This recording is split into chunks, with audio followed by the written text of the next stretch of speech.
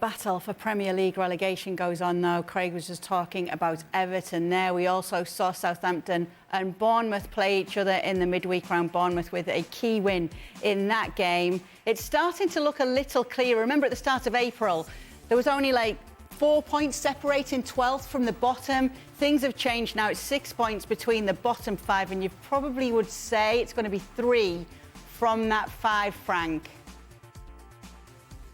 Yes, it seems to be, and it's clear that after the weekend and the game that we saw, that the 5 at the back, the last 5, are going to be fighting until the end.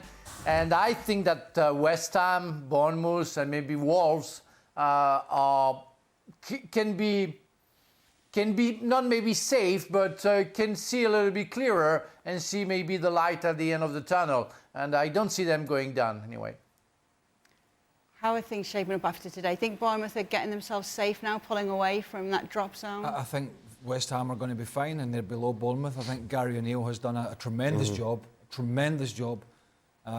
getting in off the back of Scott Parker with really limited resources and squad availability down there. And yeah, I think it's now for me a clear fight between the bottom 5. I think Southampton have gone. I think their fate was sealed for me at the Emirates.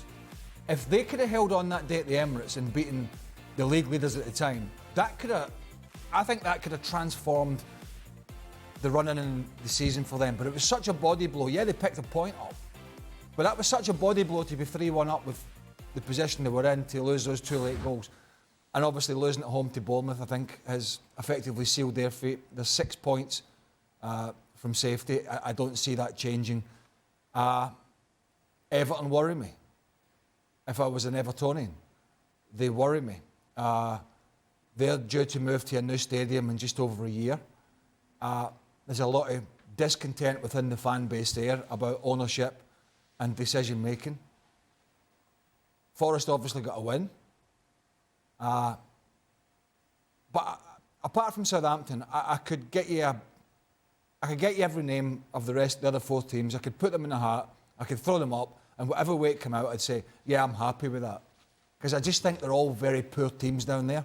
But I think Southampton, for me, are the only one of those 5, in my opinion, that I think will not have a chance of escaping.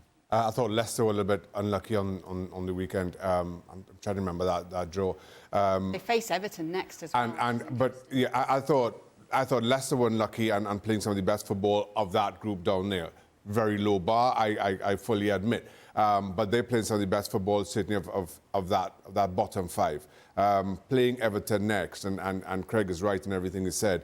I thought Everton just started busily, ran around a lot, but no real direction, which was a real surprise for me, given that we're talking about a Sean Dyche team, who Burnley were always organised. You could talk about their quality, but they were organised.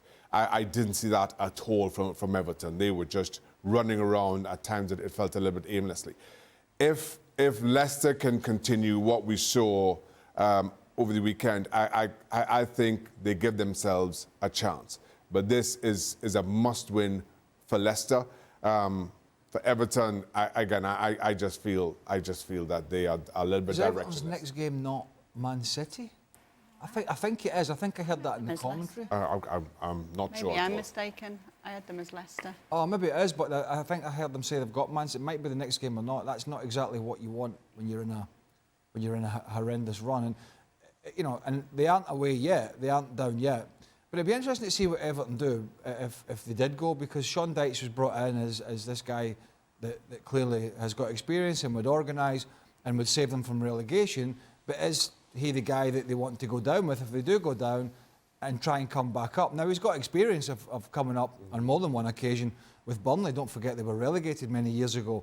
He came back up and built a side that went to the Europa League. But do Everton want to go down that route? The football's not great, but the fans will accept that if they can stave the relegation off to a certain extent. But if they don't stave the relegation off in the Championship, is that what Everton want going forward? So it is a huge end of the season for this club, but I'm concerned for them.